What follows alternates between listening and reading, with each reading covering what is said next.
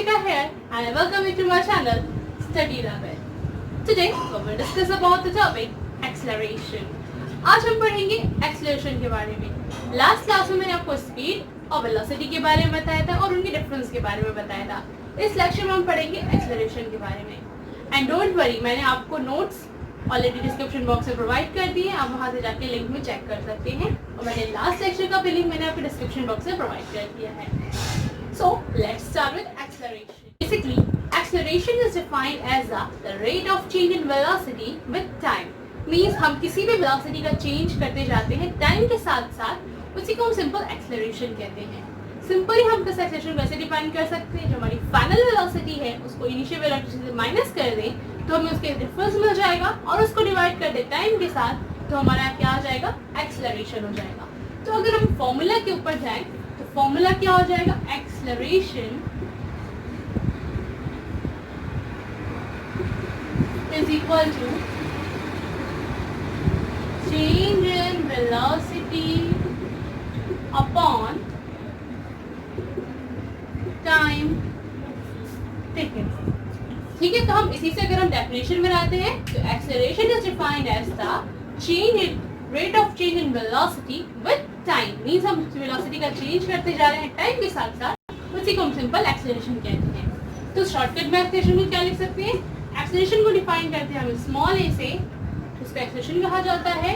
Change in velocity means हम final velocity को initial velocity से माइनस कर देते हैं. फाइनल वेलोसिटी को हम किससे डिफाइन करते हैं, v से, और इनिशियल को हम करते हैं u से, then divided by t. This is a simple or shortcut formula of acceleration. ठीक है, तो इसी तरीके से अगर हम यूनिट की बात करें तो यूनिट क्या होता है. अगर हम ऐसा यूनिट निकालते तो कैसे निकलेगा, वेलोसिटी डिफरेंस जो होगा वेलोसिटी का वो वेलोसिटी में ही आएगा. मींस अगर आपको फाइनल वेलोसिटी 5 दे दी जाए, 5 मीटर पर सेकेंड, और इनिशियल 4 मीटर पर सेकेंड दे दी जाए तो माइनस करने पे क्या आएगा, 1 मीटर पर सेकेंड. मींस आपका जो यूनिट है, जो वेलोसिटी की ऐसा यूनिट है वो तो सेम रहेगी. तो हम ऊपर क्या लिखेंगे, मीटर पर सेकेंड. ठीक है, नेक्स्ट इज टाइम. टाइम किस में हम करते हैं, अगर सेकेंड में तो सेकेंड में, मिनट है तो मिनट में, आवर में है तो हम आवर में चेंज लिखते हैं. अगर हम इसका अगर ऐसा यूनिट निकालें तो क्या हो जाएगा, मीटर पर सेकेंड स्क्वायर. हम ऐसे लिख सकते हैं, या हम ऐसे लिख सकते हैं मीटर पर सेकेंड स्क्वायर, या हम ऐसे लिखें मीटर पर सेकेंड. ये तीनों मेथड एक ही है. आप किलोमीटर आर की रिलेशन आपको यूज करना आता ही होगा. मैंने लास्ट क्लास में आपको बता दिया था. तो मैंने आपको एक्सेलरेशन बताया, डेफिनेशन बताया, फॉर्मूला और साथ ही साथ ऐसा यूनिट बताया. अब हम आते हैं नेक्स्ट स्टेप में, वो ये है एक्सेलरेशन क्या है, वेक्टर क्वांटिटी और स्केलर क्वांटिटी. अब ये हमें कैसे पता चलेगा, मैंने आपको ये बताया था वेक्टर क्वांटिटी क्या होता है, जिसमें हमें स्पीड मींस जो मैग्नीट्यूड है और साथ ही साथ हमें डायरेक्शन भी दिया जाए, उसे हम वेक्टर क्वांटिटी कहते हैं. और स्केलर क्वांटिटी में सिर्फ मैग्नीट्यूड होता है. तो वेलोसिटी में क्या होता है, velocity has direction as well as magnitude. Means दोनों चीजें होती हैं. That's why velocity is a vector quantity. और यहाँ पे हम वेलोसिटी की ही बात कर रहे हैं. So that's acceleration is also a vector quantity. Means velocity, acceleration और डिस्प्लेसमेंट तीनों क्या है, वेक्टर क्वांटिटी है, because it has magnitude as well as direction. तो आप कंफ्यूज मत होइएगा, जहां भी वेक्टर और डिस्प्लेसमेंट या वेलोसिटी से रिलेटेड कोई भी रिलेशन आ जाए तो आप वहां पर हमेशा वेक्टर क्वांटिटी यूज करिएगा. हमने कुछ बेसिक पॉइंट के ऊपर डिस्कस कर लिया है. अब थोड़ा एक्स्ट्रा पॉइंट्स में आते हैं. जैसे कि मान लीजिए आपकी जो स्पीड है या वेलोसिटी है वो हमारी कांस्टेंट है. मींस हम 50 की स्पीड से चल रहे हैं, 50 की स्पीड से चलते हुए आ रहे हैं. हमने इनिशियली 50 से किया था, एंडिंग में 50 से कर दिया. इसका मतलब क्या हुआ कि आपने तो स्पीड बढ़ाया ही नहीं है. इससे क्या कर सकते हो, इसका जो एक्सेलरेशन होगा वो क्या होगा, 0 होगा. अगर आपको इस तरीके से समझ में नहीं आता है एक्सेलरेशन क्या होता है तो आप इसका एग्जांपल एक और ले सकते हो, आप जो डेली लाइफ में यूज करते हैं. मोस्टली बच्चे साइकिल चलाते हैं या बाइक चलाते हैं या एक्टिवा चलाती हैं लड़कियां. तो इन सब चीज़ों में क्या है, हम क्या एक एक्सेलरेटर यूज करते हैं. आपने देखा होगा राइट हैंड साइड में एक्सेलरेटर होता है. उससे हम क्या करते हैं, उससे हम स्पीड इंक्रीज और डिक्रीज करते हैं. मीन्स अगर हम अप साइड मूव करते हैं तो हमारी स्पीड इंक्रीज होती है और डाउन साइड मूव करते हैं तो स्पीड डिक्रीज होती है. तो वो वर्ड एक्सेलरेटर कहाँ से आया, एक्चुअली वो वर्ड एक्सेलरेटर आया है एक्सेलरेशन से. Acceleration is increasing of speed और वही अब एक्सेलरेटर से क्या करते हैं, उसको इंक्रीज करते हैं। तो आप इस तरीके से उन दोनों का रिलेशन बना के आपके एक्सेलरेशन को याद कर सकते हैं, एक्चुअली एक्सेलरेशन होता क्या है। ठीक है, तो एक्सेलरेटर और acceleration is the same thing because that's mean increasing of speed, हम स्पीड का इंक्रीजमेंट करते हैं। अब आपके दिमाग में एक क्वेश्चन ये रहा होगा कि अगर एक्सेलरेशन, जो स्पीड को बढ़ाना एक्सेलरेशन कहते हैं, तो स्पीड को डिक्रीज करना क्या कहते होंगे। एक्चुअली स्पीड को डिक्रीज करना भी एक टाइप का एक्सेलरेशन होता है, बट उसके साथ लगता है हमारा नेगेटिव एक्सेलरेशन, मींस एक्सेलरेशन है वो नेगेटिव में जा रहा है, that's why we call negative acceleration. और नेगेटिव एक्सेलरेशन को डी-एक्सेलरेशन भी कहते हैं और साथ ही साथ रिटार्डेशन भी कहते हैं। तो आपको कंफ्यूज नहीं होना है अगर आपको ये तीनों वर्ड्स आपके सामने आ जाते हैं। तो क्या क्या कहते हैं हम नेगेटिव एक्सेलरेशन को। First negative acceleration, second retardation and third is D-acceleration. ये तीनों वर्ड्स सेम हैं, so don't be confused. Let's talking about retardation, de-acceleration और negative acceleration क्या होता है।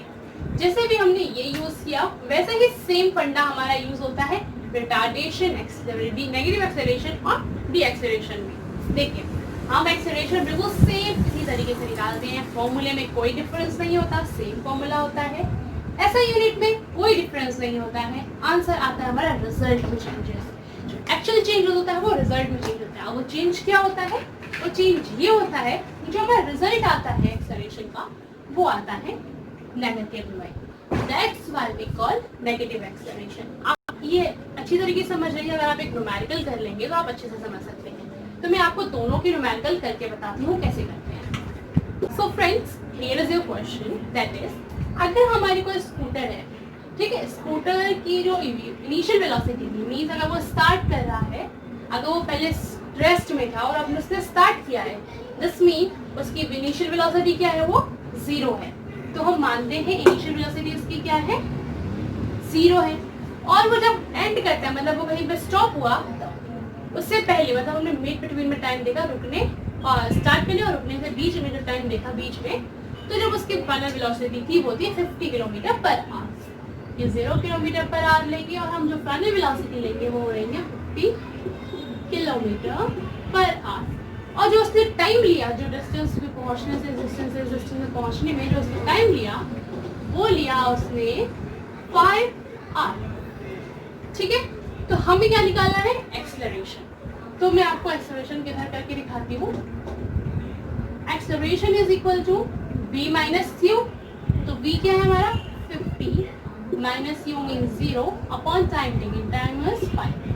तो क्या हो जाएगा 50 upon 5 and divided this will 10 kilometre per hour square. Because मैंने आपको ऐसा यूनिट बताई थी कि इस यूनिट में चेंजेस आ जाते हैं वेलोसिटी और स्पीड में। ठीक है, तो देखिए यहाँ पे हमारा एक्सेलरेशन क्या पॉजिटिव में, मींस हम क्या कर रहे हैं, स्पीड को इंक्रीज कर रहे हैं, तो वो क्या हो गया, एक्सेलरेशन हो गया।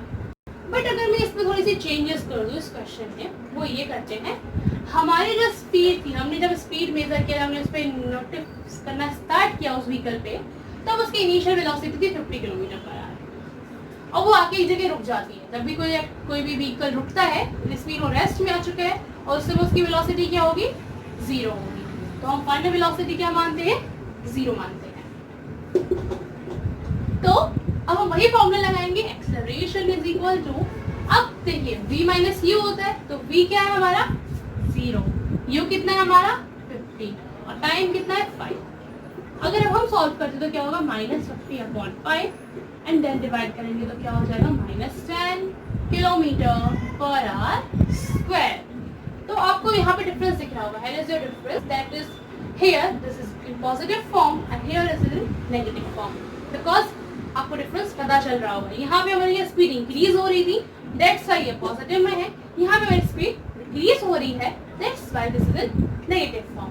तो आप ये चीज हमेशा ध्यान रखिएगा, अगर स्पीड डिक्रीज हो रही है that is negative acceleration, D-acceleration and retardation. हम तीनों चीज एक कह सकते हैं। और अगर आपकी स्पीड इंक्रीज हो रही है दैट इज एक्सेलरेशन, और इसलिए हम एक्सेलरेटर का यूज करते हैं जब हमें स्पीड बढ़ानी होती है, डी-एक्सेलरेट करते हैं जब हमारी स्पीड को डिक्रीज करना होता है।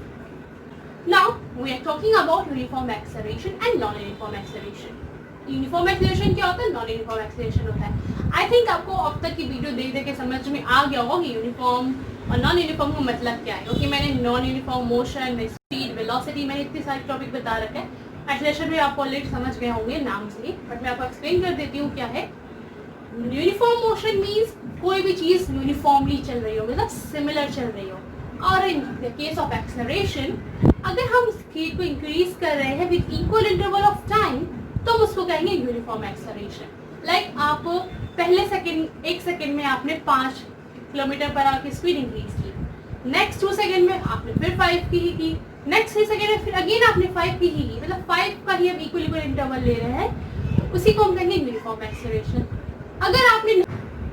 अगर हम दूसरा केस देखें, उसमें अगर हम देखें तो आप क्या करेंगे, आपने पहले फर्स्ट सेकेंड में 5 किलोमीटर आवर स्पीड इंक्रीज किया, नेक्स्ट सेकेंड में आपने 4 किलोमीटर पर आवर की स्पीड इंक्रीज की। तो here is your difference, that is कि आपने पहले 5 किया, यहाँ पे 4 किया, मीन्स आपने थोड़ा सा चेंज किया। टाइम तो उतना ही लगा, लेकिन आपने क्या किया, स्पीड को चेंज किया। तो उस टाइप की एक्सेलरेशन को हम क्या कहते हैं, नॉन यूनिफॉर्म एक्सेलरेशन, बिकॉज आपने नॉन यूनिफॉर्मली चेंज किया है, मतलब नॉन यूनिफॉर्मली आप स्पीड को बढ़ा रहे हैं। और इधर आपने क्या किया था, यूनिफॉर्मली स्पीड को बढ़ा रहे थे, तो उसी केस में क्या हो जाता है, तो यूनिफॉर्मली बढ़ते हैं उसको यूनिफॉर्म एक्सेलरेशन कहते हैं, जो नॉन यूनिफॉर्मली बढ़ते हैं उसको नॉन यूनिफॉर्म एक्सेलरेशन कहते हैं। और अगर हम इसको ग्राफली रिप्रेजेंट करें तो क्या होगा, देखिए हम जब भी बनाते हैं तो हम वेलोसिटी और टाइम के बीच में ग्राफ बनाएंगे, क्योंकि हम वेलोसिटी और टाइम के ऊपर ही डिपेंड होते हैं एक्सेलरेशन में। तो अगर वेलोसिटी टाइम के बीच में ग्राफ बनाते तो क्या होगा, सेम मैं नॉन यूनिफॉर्म और दोनों का बताती हूँ आपको। देखिए अगर आपका यूनिफॉर्म एक्सेलरेशन है, दिस मीन हमारा जो ग्राफ होगा वो स्ट्रेट लाइन होगा, मीन्स जैसे जैसे आप स्पीड इंक्रीज करते जाएंगे वैसे वैसे आपका क्या होता जाएगा, वेलोसिटी भी इंक्रीज होती जाएगी और टाइम भी इंक्रीज होता जाएगा। पर यहाँ पे क्या है, देखिए इस टाइप का हो सकता है, इस टाइप का हो सकता है, दोनों टाइप के ग्राफ हो सकते हैं। अगर इस टाइप का है, दिस मीन वो इंक्रीज कर रहा है, जिस टाइप का वो मतलब डिक्रीज कर रहा है, स्पीड और टाइम ज़्यादा ले रहा है। इस तरीके से हम करके ग्राफ को यूज कर सकते हैं। ये नॉन यूनिफॉर्म का हो गया, और ये हो गया यूनिफॉर्म एक्सेलरेशन का ग्राफ। आई थिंक आपको एक्सेलरेशन और नेगेटिव एक्सेलरेशन के बारे में अच्छे से समझ में आ गया होगा, मैंने पार्टली करके आपको समझाया। एंड बिलीव मी, अगर आप इन सब चीज़ों को बहुत अच्छे तरीके से पढ़ लेते हैं तो आपको इसके अलावा और भी चीज़ें कुछ पढ़ने की जरूरत नहीं है। जो मैंने आपको समझाया आप बस एक बार बुक से ओवरव्यू कर लीजिए, आप पढ़ लीजिए। आप अगर आई व्यू से देख लेंगे तो आप इजी समझ सकते हैं चीज़ें को। और मैंने आपको नोट्स ऑलरेडी प्रोवाइड कर दिए हैं, तो आप बुक्स ना पढ़ के आप नोट्स भी पढ़ सकते हो। आपका शॉर्टकट तरीका है पढ़ने का, तो आप वो भी पढ़ सकते हैं, जिसकी वजह से आप अपने कंसेप्ट को बहुत स्ट्रॉन्ग कर सकते हो। क्योंकि बेसिक चीज़ें और आप अगर स्ट्रॉन्ग कर लेंगे तो अब वो आगे जो क्लास में टॉपिक्स होंगे वो उनमें प्रॉब्लम नहीं होगी। तो हमने मोशन के 3 पार्ट्स कंप्लीट कर लिए हैं, जो कि है स्पीड, वेलोसिटी एंड एक्सेलरेशन। हमने तीनों पार्ट कंप्लीट कर लिया है। अब हम फर्दर बढ़ेंगे इक्वेशंस ऑफ मोशन की तरफ, कि इक्वेशंस ऑफ मोशन क्या है, जो कि इस फर्स्ट चैप्टर का सबसे इंपॉर्टेंट टॉपिक है और मोस्टली क्वेश्चंस इन्हीं में से ही आते हैं, बिकॉज इनमें न्यूमेरिकल बेस्ड क्वेश्चन होते हैं। तो इनके बारे में पढ़ेंगे नेक्स्ट सेक्शन में। So that's for all today guys. I hope you all like my class. So please like and subscribe my channel Study Rapid. And if you have any query regarding this session, you are free to ask in my comment section. And please don't forget to press the bell icon for the better updates.